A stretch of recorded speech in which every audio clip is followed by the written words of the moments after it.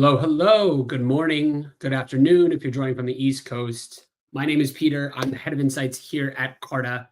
And today I thought it would be useful for all the founders out there who are considering starting their fundraising journey or on their venture capital milestones at the beginning of next year to go over what we're seeing across ton of startups, thousands and thousands of startups, on how they render their foundational equity. And by foundational equity, I think it's useful to establish some terms at the top. We're talking about equity that goes to your co-founders, your first hires, your advisors, and then those initial investors, be they angels, or perhaps you are capable of raising an institutional pre-seed round right off the jump. This is a really messy area for a lot of founders, especially first-time founders who've yet to go through it.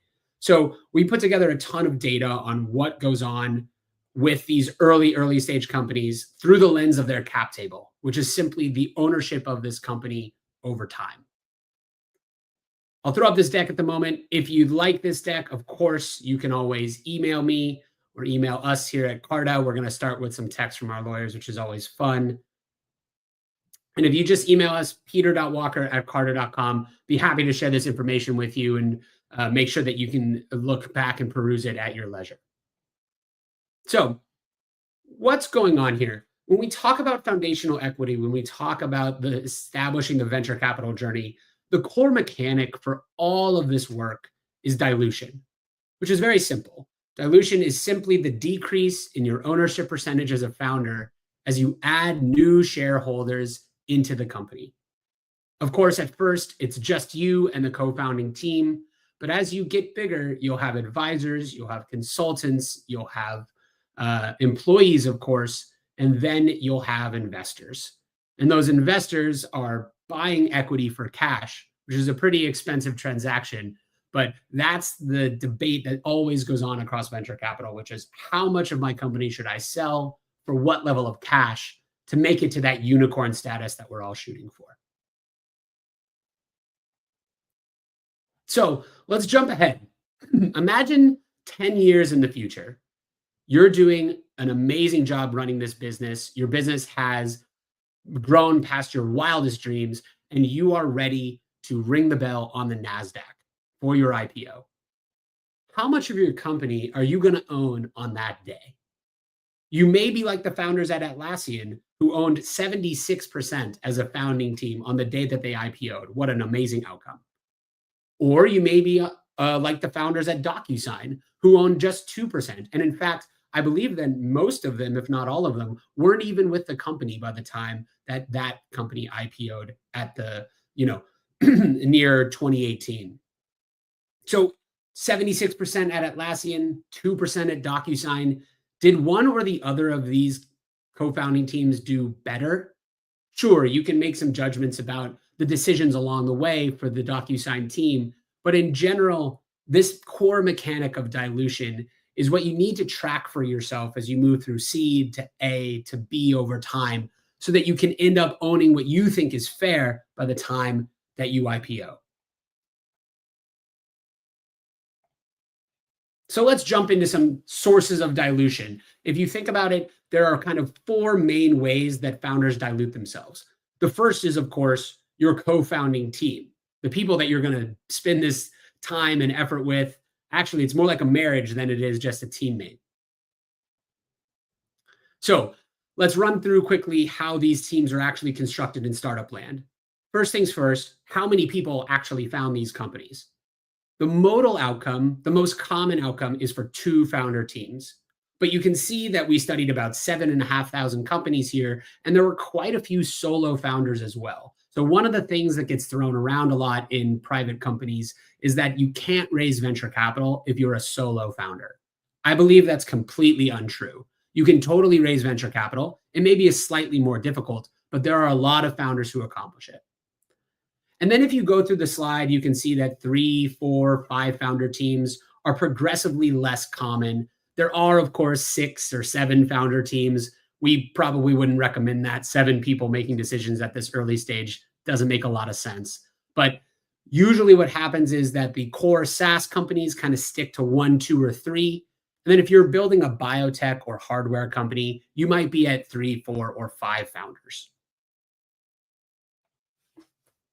So back to the dilution point, how much do you own as the founding team? Well, you own 100% of the pie between the three or two of you, but how do you split that up? Most of the time, what we hear across venture is that you should split equally, 50-50 if you're a two-founder team. I'm here to tell you that that's not the case for most companies. In fact, 56% of two-founder teams split something different than 50-50. And as you get to 3, 4, and 5-founder teams, of course, those companies are actually pretty rarely splitting equally. As you can imagine, if you have 4 founders, 25% each kind of makes it difficult to make clear decisions. And that's the core, criteria behind a lot of this data is you want to use the equity in your company, of course, to be fair to the individual contributions of the founders, but also to make it clear to eventual venture capitalists how decisions are going to be made in this business. We're talking today mostly about companies that want to take venture capital. This applies a little bit to bootstrapped companies as well. But if you are looking to inspire those VC investors, a clear decision-making structure based on equity is one way to do that. So how do companies actually split this up? Well, if you have one founder, of course, you're the solo founder, you own 100% of the business. That's simple. If you have 2 founders, the median split that we see on Carta is 55-45. So not 80-20, not 90-10. These aren't super unequal splits, just a little bit more equity to the founder, who usually happens, by the way, to be the CEO, to make it clear about that decision-making structure within the company. If you have 3, 4, or 5 founders, you can see the breakout here where the black line indicates the median amount that that founder might own within the founding team. A couple points become pretty clear. First off, there's usually a lead founder, someone who owns an outsized portion of equity there at the top. As you can imagine, that's mostly the CEO. And the second thing is that the ranges are very wide. Companies are doing all sorts of things when it comes to this initial equity split. I will say that VCs will probably have questions about a super, super unequal split. So if you have 4 founders and one of you owns 80% and the other own 5% each, that's going to be a question that comes up as to why the split is so unequal.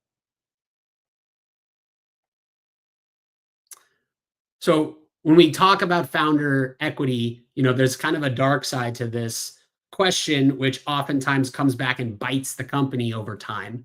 And that's the founder vesting schedule. So if you are listening to this call and you've never thought about a founder vesting schedule before, this is perhaps the single most important lesson that I can impart to you. All founders should have a vesting schedule.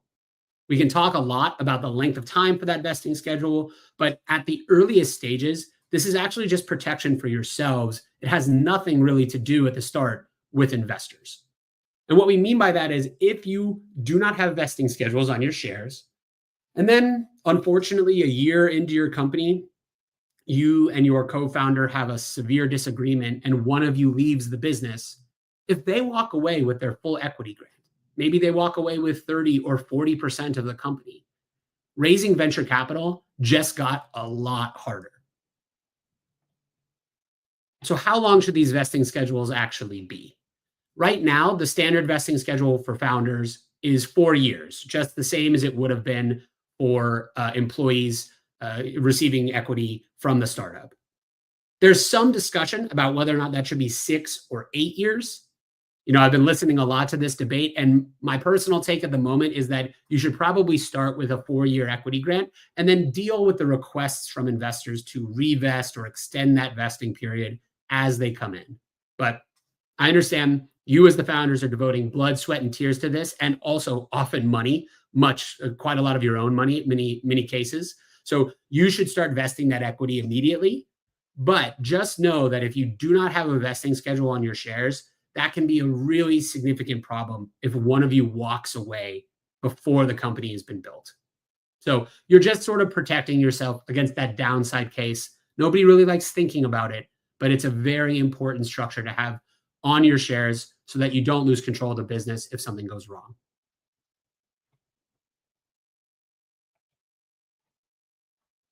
Okay. Founder equity, as we mentioned, you'll have the vesting schedules, typically 4 years with a 6-year cliff. And most of the time, founders are giving themselves what's called restricted stock awards, RSAs. So that's a little bit different than the ISOs or incentive stock options that are granted to employees. RSAs are real shares. You actually own the stock when it's granted to you, but you have to vest it over a certain criteria of time. That's very different than the option, which is simply the right to purchase the stock after the vesting period ends. We can get into a little bit of debate on that if you like. I should have mentioned this at the top, by the way, but if you have questions as we go through this, throw them into the comments on LinkedIn. I can kind of bring those up on screen, kind of like this, and answer your questions as we go. So as we have questions, please throw them in there. All right, so we've been through co-founders. Those are your team, those are your closest teammates, the people you're building this business with. What founders often do next is they're building this company and they may run across advisors. How do you compensate those advisors with equity? So the first thing to note is that many advisors will ask for more equity than you potentially want to give them. No fault of the advisors. They're working from a different sort of economics here where they're devoting time in exchange for equity. But the median equity grant that we see for advisors is 0.25%. That's for pre-seed companies. Again, that's 1/4 of 1%. In this world, if you gave an advisor 1% of your business, that's totally fine. Just know that that is more equity than about 9 out of 10 advisors receive. So it is a very hefty equity grant to give your advisor 1% of the business, even though 1% doesn't sound like a lot up front. There's a lot of different ways that these advisors are helpful to you. Maybe they're a go-to-market advisor that's helping you find customers. Maybe they're a talent advisor that's helping you find the best first teammates for your company. Maybe they're a scientific advisor that's helping advise you on a biotech or hardware project that has some real hard science involved. It's difficult to say exactly what you should be paying these people in equity. This is an art, not an exact science. But hopefully these ranges give you a sense of what market is, and then what is a very high equity ask. And then you as the founder can make a choice. Hey, is this person really worth that much of my ownership? And actually, Dan makes a fantastic point here on in the comments. If an advisor is willing to invest into your company, so they make the transition from just an equity advisor to a strategic angel, that is a wonderful thing for your business. That is very impactful for the VCs as they come across, the slide in your slide deck that says, hey, I have 8 advisors. If one of them actually becomes a strategic angel, that is a very important person to you. They've got skin in the game, even if it's 2,000, 5,000, whatever it is. I love the idea of transitioning a simple equity advisor into a strategic angel. That's a fantastic point. Santosh, there's a question here about how many advisors do you have? We see that about half of the companies on Carta have at least one advisor. The median is just like a little bit above 1, so between 1 to 2 at that early pre-seed stage. There are companies that have a whole advisory board of 6 or 8 people. That's usually not an amazing pathway in my mind. If you're giving them each 1/4 of 1%, that kind of adds up pretty quickly. So 1 to 2 advisors seems really reasonable to me. Great question also in the chat here about what's the norm for advisor equity vesting. Yes, they should have vesting schedules. It's about 2 years on average, with maybe a short cliff if you're just getting to know them. And typically advisor equity is given, and this should say advisor, not founder, excuse me, is given at NSOs, non-qualified stock options. So you can read a ton more about QSOs on Carta. All right, now we're getting into early employees, your first hires. These are crucial people for you building this business. If you get these hires wrong, it sets the wrong culture. You're not going to grow as quickly as you could. These are incredibly important people. So first things first, you're going to take a step back and you're going to set aside a portion of that equity pie for employees. And you expect that equity portion to grow over time as you hire more employees. So this is called the employee stock option pool or just the option pool. Usually it starts around 10% of the company. That's probably less than you were expecting. We hear 15 or 20% bandied about a lot. But if you're a pre-seed company, 10% is totally fine. You can even start at 8% if you wanted. And then as your company gets more mature, as your valuation increases, you will have a continual discussion with your investors about adding more options to that option pool to incentivize the next set of great hires that you're going to make. So you start at 10, and then by the time you're a unicorn, maybe it's about 20% of your company is reserved for employees. But we're back at the very beginning. Remember, we haven't hired any employees yet. So what is a fair equity grant for that first hire? This is an incredibly important person. As we mentioned, it's much, much more art than science. You probably know this person. You maybe have worked with them before. You certainly trust them quite a lot since this is the first non-founder you're bringing into the company. The median amount of equity that we see granted to this person these days is about 1.5%. That is a little bit up from 2022. We don't have full data from 2024 yet, but I expect it to come in right around 1.5% as well. And you can see that there's a big range in these grants between hire 1 and hire 10. This is to be expected. Your business is getting de-risked and maybe you do some fundraising along the way.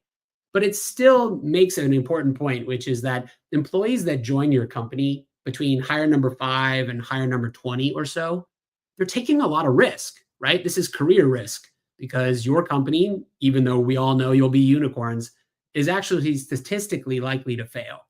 So they're taking a risk on you, and they're hoping that that equity upside is worth the risk that they're taking. There's no one right way to do this. I should have said that at the top.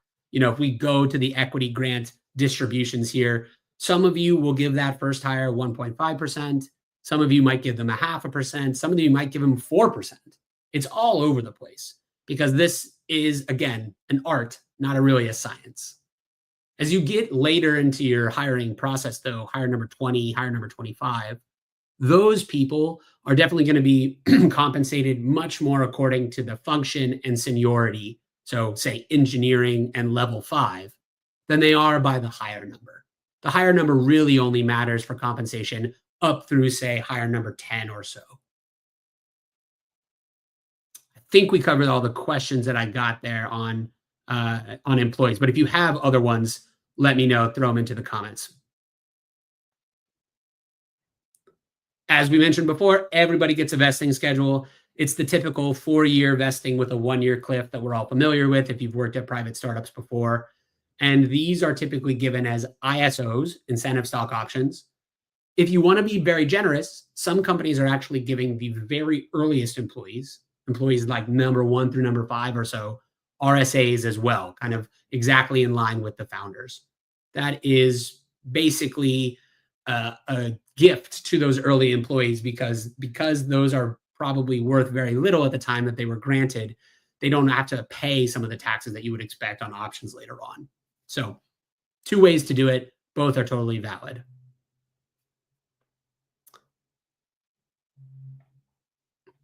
A little bit of context on all this hiring talk. One of the biggest changes that we've seen for private startups lately is that they just aren't hiring nearly as much as they used to. This is for a whole host of reasons, interest rates and capital efficiency and AI, of course, et cetera. But right now, we're seeing that every single hire for a new company is being scrutinized much more closely than they were, say, in 2021. So what does this mean for you as a founder? Well, 2 things. One, your eventual venture investors are probably going to be asking about this metric called revenue per employee. Maybe not at seed stage, but once you get to Series A or so. So that's an important metric to start tracking.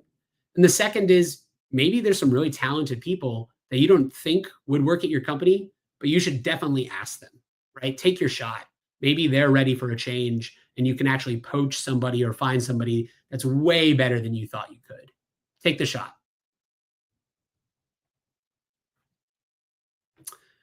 The outcome of all this lack of hiring is, of course, that SaaS startups are actually smaller than they used to be. So, whereas at a Series A company, maybe you had 20 full-time employees, these days, maybe you have 15. And in the future, maybe you get to Series A at 13 or so employees. So, small companies moving faster, definitely the name of the game. There's some questions about the cliff for employees. The cliff is usually a 1-year cliff. So 4-year vest, 1-year cliff. That's very, very common. Mark asks a cool question about, are we seeing any startups moving to unconventional vesting schedules? Not really, especially not at the early stages. There are some startups that you've heard about that are very, very late stage that are going to 1-year vesting. That is actually pretty friendly for the company, not for the employees, because it resets the FMV every year. But there's some experimentation, but it's really on the margins. The vast majority of companies are sticking with the 4-year, 1-year vest. 4-year vest, excuse me, 1-year cliff. All right, pre-seed. Most important point to talk about when you're talking about fundraising. Do you really need to fundraise? This sounds silly, but it is incredibly important to think about before you go down the venture capital journey. Most companies should not take venture capital. Most companies that are trying to take venture capital should also probably not take venture capital. And the reason is because venture capital is crazy expensive. Look, if you get a loan from the bank and you pay that loan back, though you don't owe the bank anything. If you get a loan, quote unquote, if you get an equity or a cash infusion from a VC, they're going to be with you for your whole lifetime of that company. So think very critically if there is a way to do this by bootstrapping or other means before you dig into venture capital. It is a very expensive form of cash. But all of you are on this call, so maybe you're interested in venture capital. I get it. You're probably going to take in money on what's called a SAFE or a convertible note first and foremost. The SAFE refers to the simple agreement for future equity. It is effectively just a promise written in a contract. The promise is, I, the investor, give you, the founder, cash today, and you, the founder, promise me equity in your company at some future date. And the terms of when that equity comes and how it will convert are the terms that actually affect the SAFE financing. Convertible notes are exactly the same thing. It's a promise written in a contract, but instead of a simple equity agreement, the convertible note comes along with an interest rate. And because it has an interest rate, it is actually debt. So it's a debt instrument, not simply an equity one. They're both totally valid, although we are seeing that most companies are fundraising on SAFEs these days. So across the Carta universe, when we're talking about pre-seed companies, about 90% of the companies are raising on SAFEs, not on convertible notes.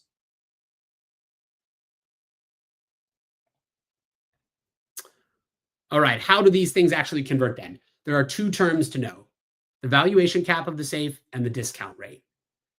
An easy way to think about this is that the valuation cap sets the ceiling at which that equity will convert, and the discount rate sets the floor for that equity. So what does this mean? If we go ahead and look at an example, we'll get to that in a second. Just to break down the terms first here, you've got valuation caps and discounts. Something like 90% of the SAFEs that we see on Carta have a valuation cap. So that's probably going to be the term that you're batting back and forth with your investors a lot. About, call it 35% or so have a discount. So that's very common to see in terms, but it's actually not negotiated very often. Most of the time when we see discounts, it's a 20% discount. And then the debate is really about the valuation cap, not on the discount side. And the other term that matters here is it pre or post money. So a pre-money SAFE and a post-money SAFE function very differently. You can see the gray bars here indicating that post-money SAFEs have continued to dominate the landscape since about 2019, 2020. This can all feel very ethereal. Let's do a little bit of math as an example. So If I, the investor, invest into your startup and I give you $1 million today on a pre-money valuation cap, I don't actually know how much of your business I'm going to end up owning. Because it's a pre-money cap, the actual conversion dynamics are affected by any future fundraising that you, the founder, do before you raise that price round. However, if I did that exact same investment on a post-money cap safe, in this case, $10 million post-money, then I will actually own 10% of your business, no matter how much you fundraise before your price round. It's a little less than 10% because there's some dynamics with the employee option pool. But in general, the fact that the safe is post-money gives me, the investor, a lot more certainty about my ownership, which is, of course, why I prefer it if I'm an investor. It's not quite as founder friendly because everybody gets their slice of pie and it doesn't matter really what you do in terms of fundraising, but it is the standard that we're seeing across most safes today. It's the standard that you see on the YC website as well. So probably you're going to end up raising on a post-money safe.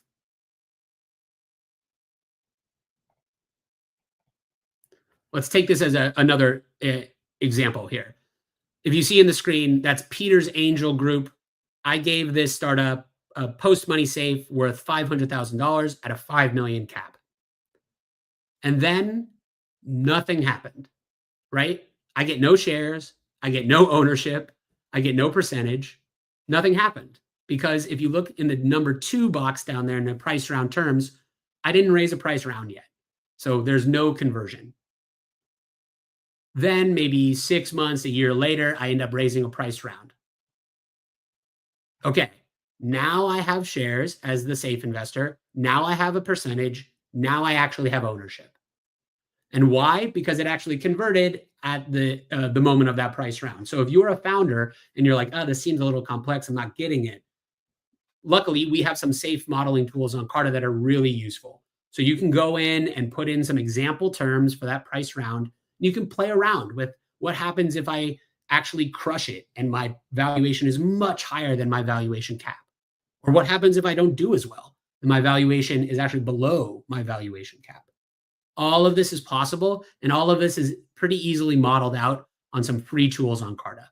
So you can go ahead and get started on Carta Launch today, completely for free. Model out your safe fundraise, get a sense of what it would feel like if you raised from multiple different investors, all sorts of good stuff. I'll leave that QR code up a lot. Devin, it's a good question about SPVs. So one of the things that floats around the startup ecosystem is this tendency to say, oh, safes are great, but if you have too many investors on your cap table, some institutional investors won't like that and they'll make you clean it up, or they'll be kind of wary about investing into your business. I think this is pretty overblown, honestly. If an investor loves your company, the fact that you have a good number of angel investors is not going to scare them off. Maybe you need to do an SPV at that point to wrap them up, but you can always do it after the fact. So if I were a founder, I wouldn't spend $6,000 up front to do it. Totally a fair question, though. Okay, last things on safes. There's also this explosion of what's called the safe side letter. So you're not going to get this from angel investors mostly, but as you start talking to more institutional investors, they're going to require you have a side letter alongside that safe contract that gives them a little bit more rights. And the rights that they want are usually these 3 rights. First, the right called MFN, which is most favored nation. All that means is if you give somebody else a better deal, I get that deal as the investor. Second is information rights. So you are required to report to them every so often how the company is doing, right? Your ARR, whatever, the standard financial metrics. The third is pro rata, and this is the important one. Pro rata gives this investor, if they're on a safe, the right to keep investing into your company to maintain their ownership. Because remember, if you take in more capital on a price round later on, that will dilute down the ownership of your current investors. So pro rata is sort of a right, but not an obligation to keep investing into you if they choose to.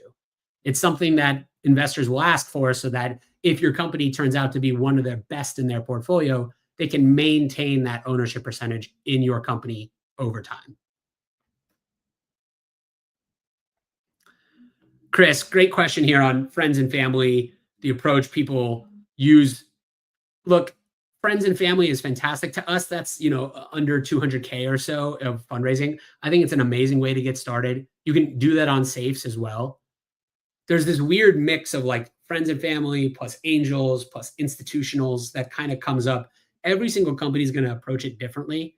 My one piece of advice here is it sometimes is easier if you get that big check in first, and then you can have all the small checks, which are wonderful checks, by the way. Love a small check angel.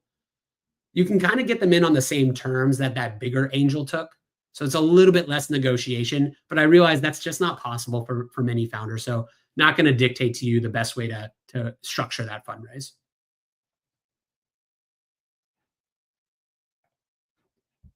Okay, let's dig into a little bit of data now on how this is actually happening out in the ecosystem. First off, pre-seed fundraising, still going pretty good, honestly. About $1 billion a quarter. That's pretty great stuff. If you are a venture founder and you're looking across venture capital and you're saying, wow, kind of seems like everything is not so great these days. In the pre-seed, it's actually doing pretty well. So these are pretty decent numbers to see overall.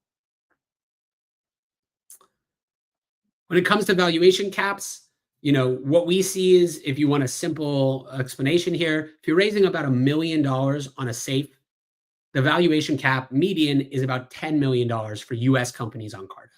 So that's $1 million raised, 10 million cap means you sold 10% of your business.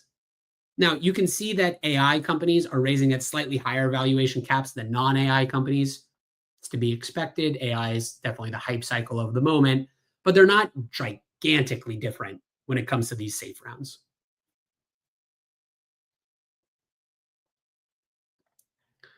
So a bit of an earlier question. So Mash, this is a really good one. How many rounds can the pro rata extend to? It could extend just to the next round. It could extend all the way to IPO. It's kind of a back and forth, to be honest. There's most early stage funds are not going to be able to have the cash to keep investing at that pro rata, right? It's unlikely that they're going to have $10 million to invest back into you when you're a Series B. So it kind of falls off over time. I think this is a really important chart. This shows you how much of your company you should expect to sell for a given cash amount. So this is the Shark Tank example. Hey, Sharks, I'd like to sell you 10% of my business for 250K or whatever it might be. This is how you should be thinking about safes. So if we take the YC example, YC, all companies that go into that program are invested into on a post-money safe. But you never hear them talk about the valuation cap. You only hear it spoken about in terms of the percentage ownership. YC will own 7% of the business over time for about 500K. That's what you should be thinking as a founder. How much of my company am I selling for the amount of cash that I'm getting? And the valuation cap is simply the outcome of that math. So it can get really tricky or emotional to negotiate on a valuation cap, but you should be thinking about it in terms of dilution first and foremost.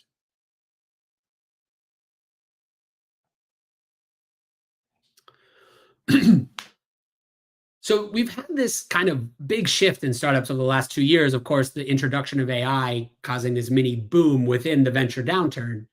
I'm here to tell you, though, that just putting AI in your deck these days is not a guarantee of anything. Investors have gotten a lot more savvy about what they consider quote unquote real AI and only AI enabled companies. You can raise if you are not an AI company, but you're going to need to tell the investors why you're not using AI and have a clear story for it. So this question is going to come up a lot in your fundraising. If you don't have an answer for it now, use the next month or so before the beginning of the year to start building an answer for that.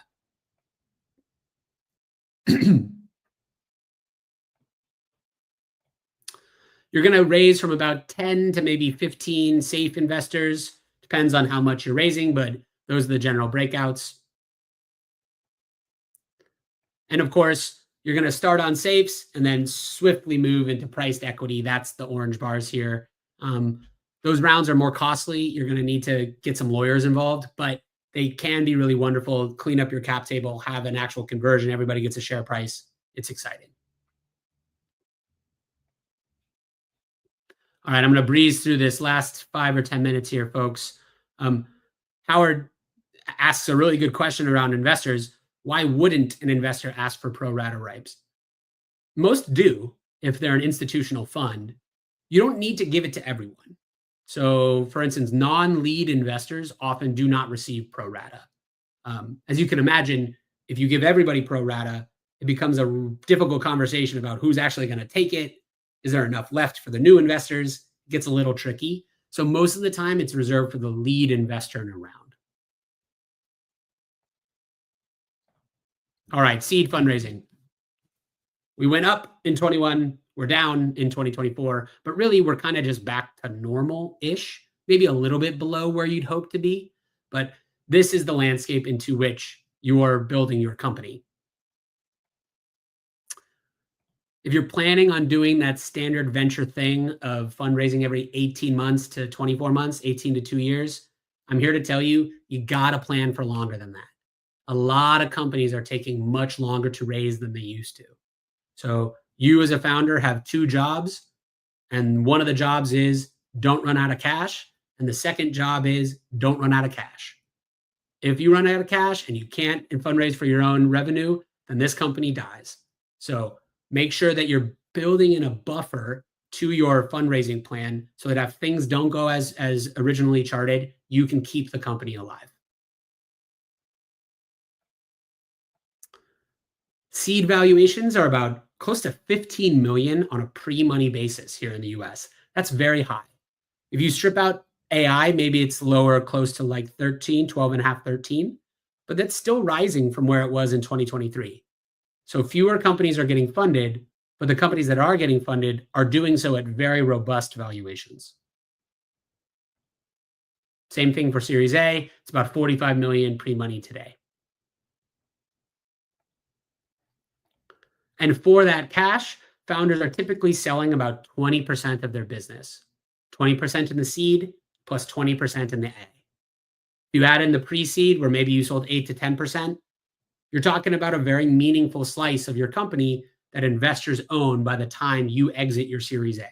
So again, watching that dilution is one of the core mechanics that you need to be aware of when you're going out to fundraise for venture.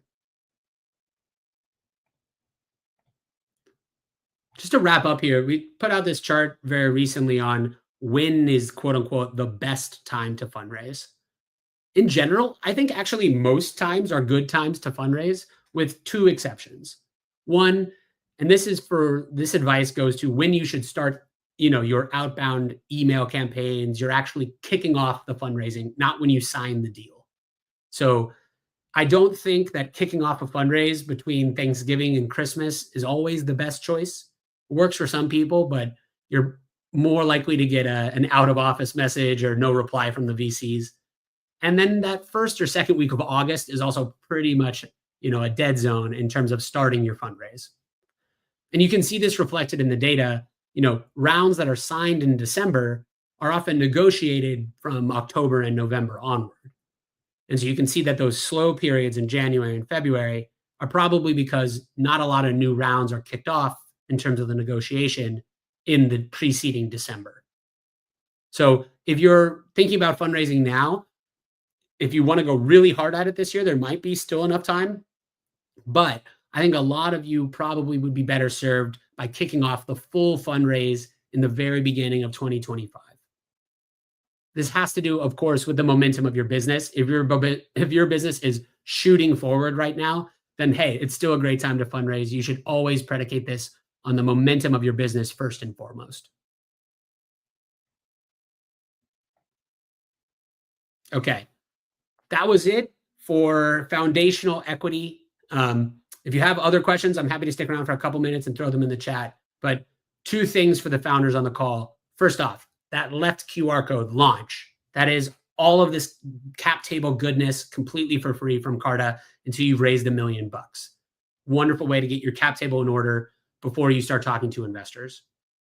If you do have a cap table and you're thinking about raising a priced round, you can go ahead and scan that QR code on the right called deal closings. We want to save you money so that you're not paying so many lawyer billable hours during that price round funding. So two options depending on what kind of company you are, but hopefully Carta can help both sets of founders here. Question point from this user here on no signings happened in the holidays. Actually, yes, a lot of signings happened during the holidays, but not a lot of negotiations for new deals.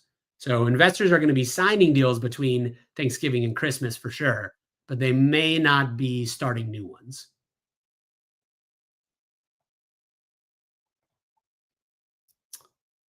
All right, y'all. This has been a fun session. Hopefully, it was useful for the founders out there. Yes, of course, you can get this deck. Just email me, peter.walker@carta.com. And as always, we wish you good luck on this fundraising, whether you're starting now or in 2025. Back soon with more data for you. All right. Have a great day.